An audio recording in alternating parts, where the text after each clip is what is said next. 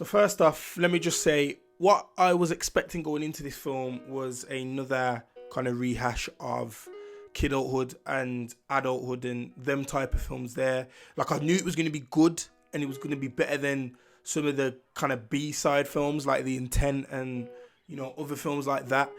But I didn't think it'd be as good as, I didn't think I'd enjoy it as much as I did. Like, this film has likability, this film has realness, the symbolisms in this film are amazing. Rapman, he did a real good job.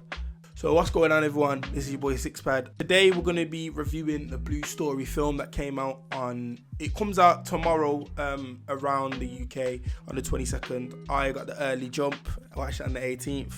Yes, it's Thursday. I've had 3 days to kind of think about what the film was, what it meant to me, and kind of how I felt. This film really focuses on the Peckham and GBs, the ghetto boys. We have a little scene, I think it's like 2 minutes, where we see, I think it's the Peckham boys run up on the GBs and start firing shots, which then results in something that we'll get into a bit later. Warning, this is going to be spoiler heavy, so I'm giving you 10 seconds. I'm giving you 5 seconds. Come off the video, innit? Look, come off the video. If you haven't watched the film, go watch it. The 22nd of November, Leah died. So the film starts off with like a quick little montage. Obviously, things that we've seen before, like the gang violence and the knife crime and the shootings and the stuff like that. It starts off with that little montage there. You know, then we see Rapman spit some bars just like he did in the actual Blue Story music video. I think they're the actual same bars as well. I think it was exactly the same as the song, as the three format songs, but a little of the story's been flipped. What I loved as well, it showed, you know, Marco and Timmy coming from a different kind of side to where Marco lived, and Timmy going to the school, and Marco and him being friends, being cool till year 11. So the first scene that we see, you know, a common thing in year 11, we I think it's Marco who scores the goal or something like that. I think so. I really liked this scene, just because it reminded me of how I was in school with my friends. I kick ball on break times and what have you, and like after we're finished kicking ball, we'd stay around and still be talking when the bells rung. You had Marco, you know, changing his shoes because he didn't obviously want to scuff the ones that his mum got him for school, and that's something I kind of laughed at straight away and noticed, because that's something I was doing.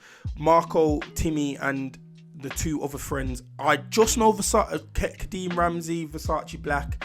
I just know his name. I can't remember his name, and I can't remember the other one who looks like Mickey. He got called Mickey Mouse in the film. So I'm sorry, but whoever you two are, whoever that guy is, he done a really good job as well. I really liked his character. Kadeem Ramsey, I will get onto you in a bit. I thought you were the star of the film for the first part. Yeah, the girl invites the four boys to a party, and you know, Timmy's kind of a bit timid and is a bit more reserved about going, and Marco's like, oh, so you're not going to invite me? And she's like, you know, you already got the invite, just make sure you turn up. So that's Marco's thing.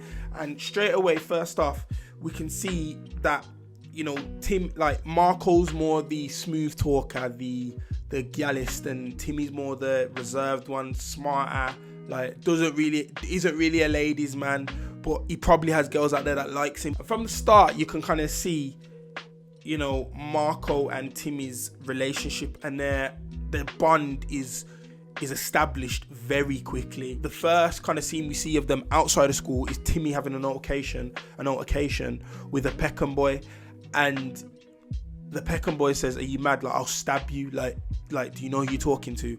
Marco gets in the way and says, "You're not gonna stab him. You're gonna leave him alone." So he backs his brother's case. The very next scene, we see the exact same thing but opposite sides. So Marco's in trouble with some GBs and Timmy's there to stop them. We kind of get a bit more into Marco's life. Marco and his brother Switcher are, you know, from Peckham, and Switcher's trying to tell Marco, you know, you shouldn't be hanging around with like anyone from over them sides, even though Timmy's not gang related whatsoever. Marco then says to his brother, come on, can we watch like a film like The Intent or something? So they put on The Intent. As they're watching The Intent, Switcher's phone keeps on belling off, and as I said, he tries to ignore it but then answers it, and then gets a call about how the ghetto boys tried to run up on Peckham earlier that day. Marco doesn't understand that, you know, why he has to go and why he has to be the one to, you know, get himself in trouble for this postcode essentially. And Switcher's trying to make Marco understand, like, look, he runs Peckham. It's a thing of he must go, and it's a thing of as well where Marco should want to come with him and want to be with him to protect him and be there with him. So we're slowly trying to get him into the gang life. So then Switcher goes on a ride out, and when this ride out happens now, it ends up in one of the ghetto boys getting killed. He's called Gallus.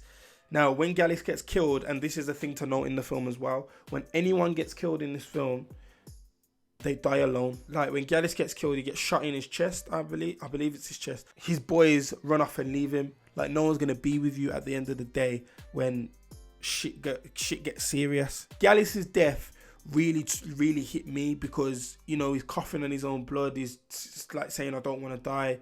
And he's just been left there to die. After this is the guy's back in school, and, you know, it's the regular gas, and it did make me kind of chuckle how one of the friends was saying, you know, I heard he got shot 6 times. I heard he got shot 4 times in his head. I heard he got blah, blah. And it was only a 1 shot. Now, that's something that happens all the time. When anything, even if it doesn't have to be a death, it could be a fight, it could be anything. Everything in school gets blown out of proportion. And that's something that I really liked that Rapman highlighted as well. Just a bit more on the kids. You know, the kids in this film, when they were teenagers, they really were kids, and they took it back and they threw it back to when they were in school, because even little things of like the gas that they were talking about, you know, the making fun of each other and like not being able to handle it, and like pushing each other when someone said something like that, that's the kind of banter and that's the kind of vibes that man have when they're younger. Then we get to the party scene. Now when we get to the party scene, this is one of the funniest scenes I've ever seen in a UK film. Like, I was grinning from ear to ear when Kadeem Ramsey, and oh my god, Kadeem Ramsey, I have to clap you for this. When he, you know, because obviously Kadeem's kind of a bigger guy to them, man, and you've always got that one kind of friend who's a bit bigger in the group, but he's still like, he can get girls and what have you. When he was talking to Timmy and he was like, yeah, I bet you can't get her, or I bet I'll get her first. And then Timmy's like, go on then, whatever, and it will do this bet, whoever dances with her first gets it, innit? The way he slid in, and then like, when he realised that, she's letting him get the wine, the way he smiled, I've never laughed like that in the cinema over something so silly. Just because that's like real to me, and it's a thing of, I said it when I was in the film. Everyone can relate to someone in that film. So the film really highlights kind of like how 16-year-olds are, and it really made me laugh. And then we had the relationship between Timmy and Leah. Now, this relationship obviously blossomed. You saw it at the party when, you know, Leah came over and said to him like, oh, I can't dance with just another person. And he was like, well, I thought you just was wanting to dance with him. And then when he got up and started dancing with her, unfortunately, he was going to kiss her, but someone punched Marco, so Timmy then had to back Marco's case, which I did respect. And then obviously we see him on the bus, and then Timmy says, yo, that was the best party I've ever been to, with the gas in his face and everything. And, you know, that kind of hits to home, because even though nothing happened, it was a good party for him. One of the next scenes, we have Timmy and Leah flirting, and Timmy invites her to his house. Then we see Timmy and Leah actually in his house, and then we have contrasting dates as well. So although these two guys, Marco and Timmy, are brothers, they are they're like brothers. Although they are like brothers, they're very, very different. You know, we see Marco linking the older thing and then beating her and then busting straight away, and then she's pissed, and then she's like, did you come? And he's like, a little bit. Like, that made me howl. And then you have, you know, Timmy, the more romantic, looking after the girl, making sure she's fed, making sure she's watered, you know, and then even when she's leaning in for the kiss and she wants to try and, you know, do whatever, he's kind of like, what's the word? He's kind of like he's not forward thinking, so he's not like, okay, yeah, I'm gonna beat this girl. Like, he's like, oh, I need to hug her before I kiss her. And then when they kiss, she asks him, do you want to go to your room? So it's kind of, it's a cute, it's all very cute what happens. And then, you know, unfortunately things take a turn for the worse. After this scene where Marco tries to call Timmy about how he beat the thing, and Marco's then saying, you know, I busted her bare tires, I went bare rounds, blah, blah, blah. He's met by the same guys who met earlier with Timmy, but without Timmy now. And they ended up, you know, beating him, breaking his arm. He comes into school the next day, or the Monday, sorry, and then him and Timmy have a falling out. Literally because of where Timmy's from. Now, that's something that obviously can happen because people can feel like, you know, you set me up. That's the people that, you know, you should have done something about that, when it's not like that. Like, Timmy had nothing to do with that. But Marco's not seeing that at the minute. He's just seeing, nah, you know what, people from where you're from done this to me. And that's kind of the ignorance that some people do show. So after this, them two obviously end up, Marco ends up hitting Leah in the face. You know, Timmy then punches Marco, and Marco says, what trying to catch you? I think he says that anyway. Marco's now on the road. Him and Timmy don't speak no more. You know, Timmy's just falling more and more in love with Leah, you know, giving each other 1 month anniversary presents. You know, he gave her a necklace for their 3rd month anniversary. Marco's following his brother. You know, he's more on the roads. He wants to be doing this. He wants to be a Peckham boy. We see one of the most unfortunate scenes in the whole film where, you know, unfortunately, because of obviously what happened and, you know, Marco getting punched in the face by Timmy, Marco's met while waiting. I think he was waiting for a bus or waiting for probably Leah. He's met by a load of Peckham boys who spin to him in a car, and, you know, they start punching him up. Leah comes to his defense. So Marco boxes her. We don't know who it is at that moment, but someone boxes her. She falls on her head and ends up bleeding out, like from a fractured skull. You know, and then when Timmy sees that she's on the floor, he gets the strength from somewhere, and that does happen. You know, when people that you care about or people that you love are in adversity, you know, you build up strength from somewhere and you just go mad. He punched about 2 people, and then by the time someone saw a brick and ends up bricking him and then knocking him out as well, and it's revealed to be Marco. So then Marco gets the name Bricker, and then, you know, there's a little time jump that we see. And what I do like about this film as well is when Rapman, you know, when he does want to do a little time jump of like 3 months or 3 years like he did here, or, you know, at the start of the film when he done 7 to year 11, he raps what's been going on, so it speeds you up. 3 years pass, you know, Timmy's now on the roads, trying to get revenge, trying to find Marco at all costs. Marco's been to jail, come back out of jail. When Timmy sees Kadeem Ramsey, you know, he goes straight for him and says, where's Marco? Like, where's Bricker? Have you seen him? And he's like, I haven't seen him since school. Like you was my friend, blah, blah, blah. And Timmy's like, nah, it's not that. Like, I want to know where he is. Like, this is a different side to the guy that we've grew with for these past 45 minutes. And it shows you as well how some people, you know, not change, but go on their different paths. Because when he's cornered by Timmy, he says, you know, God forgives, and then Madders cuts him out and says, fuck God, we don't care what God says, blah, blah. You know, that's kind of, you know, it shows people's different avenues. Where Timmy's now went to the roads, his friend went to God and found God. So then the story goes on, Timmy obviously looking for Marco again, and then he finds him, ends up having a fight with him, stabs his brother, and then paralyzes his brother. This scene here where he, you know, was standing over him with the gun, I literally thought that was going to be the end of the film. I thought he's going to kill him. He's done. When he stabbed his brother in the back, I thought, oh my God, it's just escalating from, you know, from someone who Timmy even weren't involved with. And that's what I mean, through the ignorance of Marco not listening to Timmy and be like, yo, I had nothing to do with that. Marco's then killed Leah by accident. By all means, it was an accident, but he still killed her. You know, so Timmy's then went on the roads, stabbed his brother in the back, paralyzed his brother, and tried to cluck a gun and shoot him. So it's just clearly escalating here. When you look at their faces, like, I think Marco has a scar here, and Timmy obviously has his scar here.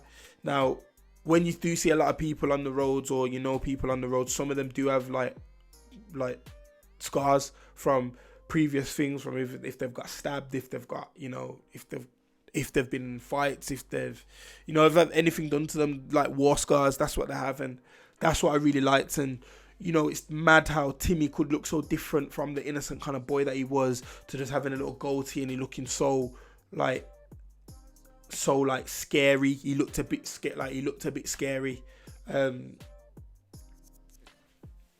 It's just a crazy thing to think, like, from just that one thing that happened to Marco, this is then rose like this. And then, we have the brother then blaming Marco for, him getting stabbed in the back and being paralyzed. But Marco's like, if that gun would have clocked, I wouldn't have been here. It's only because the gun flopped and it didn't. So then Marco's brother blames him, and Marco then rings Timmy and says, next time I see you, I'm going to kill you. I can't remember his name, but he plays Dexter in EastEnders.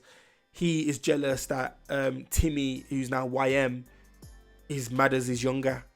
And he thinks he should be YM. So he betrays Madders and Timmy. He gives Marco the drop on where Timmy's going to be. Marco then petrol bombs a van, and Timmy then dies from the smoke of the fire in the van. That's a little summary, but I just think this film, from the symbolisms of, the little things in school, when you're in school, how it is, even when you leave school, how it is. We even got Link Up TV in here, where someone's trying to do their videos and clock a mil views, and you got people on the roads telling them you're not about this, like, focus on that music thing, that is you, that is your path. Like, that is something that happens all the time. We have the jealousy aspect as well. We have the escalation is just mad, like, things just escalate, and if we was to catch it earlier and get rid of the ignorance that Marco had, then none of that would have happened. Leah wouldn't have died. His brother wouldn't have been in a wheelchair, and Timmy wouldn't have eventually died as well, and Marco wouldn't have been in prison for Timmy's death. We also see as well, how Switcher, Marco's older brother, got into gangs, and that was through his older cousin. Now, I really liked that as well, because I wanted to see how Switcher's story went, but unfortunately he ended up killing himself as well, because he couldn't take the stress of not only being in a wheelchair, but his brother being in prison and his cousin being in prison. This film is great. It's really, really good. The only thing I think lets it down is the acting. In some parts though, because you got some really good actors in there. Michael Ward, amazing actor. The guy who plays Timmy, amazing actor. Kadeem Ramsey, you are a comedian to the truest. Like, you need to do a comedy film, because that would be amazing to see. Switcher's brother, I don't know his name, he was a good actor. The only people that I'm not gonna slate them, but some of the funny moments in this, I just felt a bit cheesy to me, but I know that's how some people go on when they're on roads as well. Film, as I said, every aspect from the jealousy point of view, the quiet guy, the comedian, the gallist, the roadman, the elder statesman in the hoods. I just think it's an amazing film, and I can't wait till what Rapman will do next. I would say for the next film, do what you see best fit, even if it's a story about someone who's completely not on the roads, and the story, the decisions that they have to make. Holler me, trust me, I've got a plot for a film that I want to do so bad. But yeah, Rapman, if you are watching this, I really did like the film. I thought it was amazing. Good job on the film. My socials are on here, so Rapman, if you are watching, holler me. As I said, you're kind of one of the more inspirational people in this, and you're more than just a rapper. So it's kind of ironic that your name's Rapman, because you're more than just a rapper. Like, you're a kind of like with what you're doing, and I see the little things it was amazing to watch, and just little things in school, what I used to do, I was like, oh, I used to do that, or I was like that. And as I said, there's someone for everyone in this film. You can relate to anyone in this film. So what I would say is go and watch it. Go support the thing, definitely. I'm gonna give it a score out of 10. And I'm gonna start doing more film reviews as well, but good films have to come out in it. Yeah. So if I had to say, I'd say Rapman, Blue Story, the movie. The film is just it's one of them. You have to go and watch it to see how good it is and how good the characters are. You know, because I'm not from South London, and I'm not from like a bad area like that. But obviously I know people that are from those type of areas or them type of backgrounds, and it's happened to them. And yeah, man, it's proper good, man. It's proper good. So yeah, Rapman, just keep striving, keep doing your thing. And as I said, if you're watching this, socials are here or there somewhere. But yeah, that's it. I'm out. More videos to come soon. The room won't look this bare soon. There will be loads and loads of things on the back here. It's just when I can be bothered to do it. New camera equipment. I'm having a visual upgrade. Don't know why I did this. I'm having a visual upgrade soon, next week, Black Friday. So I'm jumping on all of that, all them things. And yeah, that's it from me. I'm out. Peace.